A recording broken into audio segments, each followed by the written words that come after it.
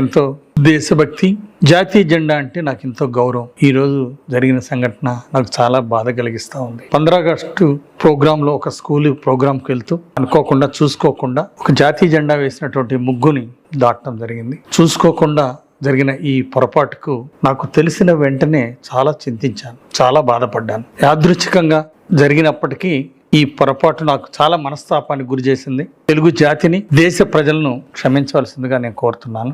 భవిష్యత్తులో ఇలాంటిది ఎప్పుడు జరగకుండా తగిన జాగ్రత్తలు తీసుకుంటాను.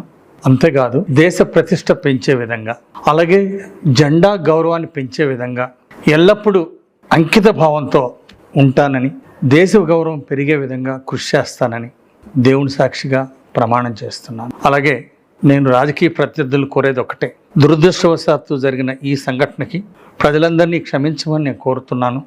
అయితే దీన్ని దయచేసి స్వార్థ రాజకీయ ప్రయోజనాలకు ఉపయోగించొద్దని చెప్పేసి విజ్ఞప్తి చేస్తున్నాను.